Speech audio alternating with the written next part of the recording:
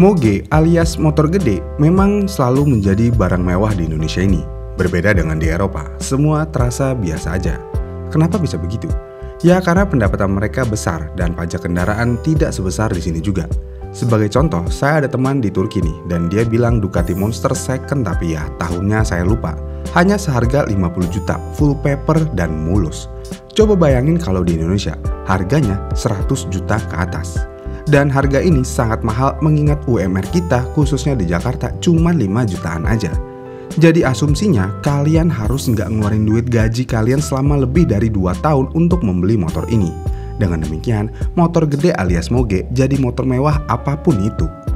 Namun walaupun harganya cukup mahal, tapi kalau di Sensi pas lagi San Mori, motor gede alias moge bertebaran di mana-mana.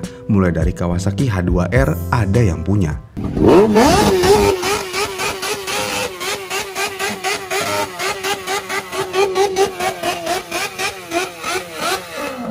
Yamaha R1 ada yang punya.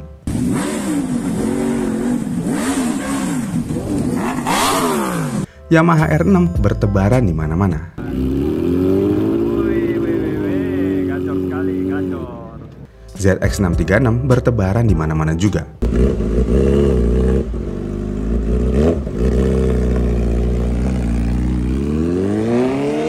Bahkan Ducati pun banyak yang pakai. Tapi ada satu merek yang sedikit banget penggunanya. Padahal merek ini dari Italia juga, yaitu MV Agusta. Dengan kondisi tersebut langsung muncul pertanyaan, kenapa MV Agusta nggak laku dan jarang yang pakai? Padahal MV Agusta bukan brand baru, karena MV Agusta udah berdiri dari tahun 1923. Sebenarnya kisah MV Agusta ini mirip seperti Lamborghini, karena MV Agusta pertama kali mengeluarkan motor bentuknya kayak motor kaisar, alias roda 3 untuk menunjang perekonomian, kalau Lamborghini kan traktor. Dan motor MV Agusta pertama ya seperti 98 Motocaro yang diproduksi oleh MV Agusta dari tahun 1946 sampai 1947. Dan motor ini sangat laris manis kala itu. Kemudian pada tahun 1954, MV Agusta secara signifikan mendesain ulang model berikutnya, yang mana hasil dari upgrade-nya mirip kayak Bemo yang bernama Centauro. Dan 3 tahun kemudian motor ini mendapatkan facelift dan menjadi 150 Centauro RFB, tapi masih aneh sih bentuknya. Namun di tahun yang sama, MV Agusta juga sudah menyiapkan motor roda 2 pada tahun 1946 dan langsung mengikuti kejuaraan nasional pada tahun 1946. Dan dari sinilah semua bermula dan puncaknya berada di tahun 1960-an, yang mana MV Agusta mulai merancang motor dengan mesin besar, mulai dari 250, 350, 650 sampai 750 cc. Selain itu juga MV Agusta padahal pabrikan motor yang cukup berprestasi juga di dunia balap, karena MV Agusta pernah bersaing di MotoGP. Namun sayangnya pada tahun 1976 MV Agusta keluar dari MotoGP dengan alasan motor mereka tidak bisa bersaing dengan pabrikan Jepang yang sudah menggunakan mesin 2 tak. Sebenarnya dari sejarah MV Agusta ini adalah pabrikan motor yang sangat hebat layaknya Ducati. Dan kalau kita mau lihat di saat modernnya, MV Agusta sudah memiliki motor-motor ikonik. Contohnya untuk model naked bike ada MV Agusta Rush. Dan selain itu ada MV Agusta Brutale Series, dan ini motor idaman saya kalau kalian mau tahu. Tapi kalau nggak mau tahu ya nggak apa-apa. Selain itu untuk tipe touringnya MV Agusta punya Turismo Velo Series, dan segmen full fairingnya ada F3 Series dan Super Velo Series. Sangat sangar kan? Bahkan dari sisi desainnya aja bisa dibilang sangat bisa bersaing dengan Ducati. Tapi kenapa nggak laku? Kalau masalah harga semua mahal juga kok. Tapi gini nih, motor keluaran Italia, mau itu Ducati ataupun MV Agusta, terkenal sangat tidak nyaman digunakan.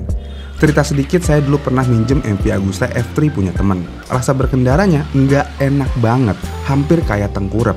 Dengan gaya berkendara seperti itu, ini tentu aja bukan menjadi motor favorit orang Indonesia, mengingat jalan Indonesia yang begini dan tinggi rata-rata orang Indonesia juga segitu. Jadi nggak heran kalau orang Indonesia, khususnya Sultan Indonesia, nggak mau ribet-ribet bawa motor. Jadi ya motor Jepang aja lah pilihan yang terbaik. Motor Jepang mana yang nggak enak dibawa? Paling satu-satunya ya Kawasaki H2R karena saking gedenya. Sisanya enak semua. Naik CBR 600 kayak naik R25. Naik CBR 1000 ya kayak naik Ninja 250. Tapi kalau R6 nggak enak juga sih, nungging banget. Tapi kalau dibandingin dengan F3, R6 masih jauh lebih nyaman. Itu menurut saya faktor yang pertama karena apa motor ini kurang laku atau kurang diminati. Kemudian faktor yang kedua, harganya. Harga motor Italia akan selalu lebih mahal dibandingkan dengan harga motor Jepang. Contohnya Sugomi. Harganya kisaran 300 jutaan, sedangkan Brutale di 656 jutaan. 2 kali lipatnya bisa dapat 2 Sugome. Ya walaupun kita punya uang segitu, sepertinya jiwa Indonesia kita masih kental juga, yaitu jiwa mendang-mendingnya. Mendingan beli Sugome dan modif atau beli Brutale tapi standar. Kemudian yang terakhir adalah part aftermarketnya susah. Ini ya menurut teman saya yang punya F3, mau cari knalpot yang full sistemnya setengah budek, mau cari part aftermarketnya setengah budek, yang berarti dengan MV Agusta lu punya duit, lu punya kuasa tidak berlaku. Tapi kalau menurut artikel MV Agusta kenapa kurang laku? Ya karena memang dibatasi jumlahnya untuk penjualannya di Indonesia. Di sekitaran tahun 2012, MV Agusta hanya dijatahi 40 motor aja di Indonesia, yang berarti motor ini sangat eksklusif. Dan ini adalah cara marketing mereka. Semakin sedikit maka akan semakin mewah. Dan itulah yang terjadi. Ini bisa kita lihat kalau MV Agusta bertebaran seperti Ninja Doors 50 contohnya. Ya walaupun nggak apple to apple sih, tapi ini bisa dijadikan contoh. Ninja Doors 50 ketika keluar bisa parkir di depan parkiran Sensi, yang berarti bisa dapat parkiran eksklusif. Tapi ketika sudah banyak pengguna Ninja Doors 50, bahkan yang 4 silinder sekalipun nggak bisa parkir motor di depan Sensi. Kenapa hal ini bisa terjadi? Ya karena ketika keluar motor Ninja Doors 50 sangatlah eksklusif. Jadi kala itu ketika motor masih seharga belasan juta aja, motor ini sudah memiliki harga puluhan juta. Dengan demikian motor ini masih eksklusif. Tapi semakin tahun harga motor akan semakin murah dan motor Ninja sudah kehilangan eksklusifnya. Ya karena banyak yang make. Ya kira-kira yang mau dilakukan MV Agusta ingin membatasi eksklusifnya di Indonesia. Namun mau bagaimanapun MV Agusta memang tidak se-ikonik Ducati juga. Jadi mau se-eksklusifnya MV Agusta akan selalu kalah dengan Ducati. Dan sayangnya juga MV Agusta selalu kesulitan dalam masalah keuangan. Makanya gak heran perusahaan ini sering banget diakuisisi. Dan berita terbarunya KTM mengakuisisi MV Agusta sebanyak 25,1% melalui penambahan modal. Dan KTM akan memberikan dukungan rantai pasokan ke MV Agusta dan mengambil alih pembelian. Apakah dengan akuisisi ini MV Agusta bisa bangkit? Ya karena di Indonesia sendiri juga udah pindah tangan kepemilikan MV Agustanya. Pertama kali MV Agusta dibawa sama PT Moto Arte Indonesia. Namun beberapa tahun berselang MV Agusta diakuisisi kepemilikannya oleh PT Motor VRC Indonesia. Dan ternyata nggak kuat juga, dealer MV Agusta yang ada di Pondok Indah contohnya tutup juga. Ya cukup disayangkan memang, padahal suaranya MV Agusta merdu banget. Dan satu-satunya pembeda MV Agusta dan Ducati adalah suaranya. MV Agusta suaranya begini. Sedangkan Ducati ya begini. MV Agusta memiliki suara kayak motor Jepang kebanyakan, yaitu inline 4. Jadi kalau naik MV Agusta seperti naik motor Italia rasa Jepang. Dan ini seharusnya menjadi daya tarik buat pecinta suara inline. Ya karena banyak juga sultan yang pengen motor Italia tapi punya suara inline.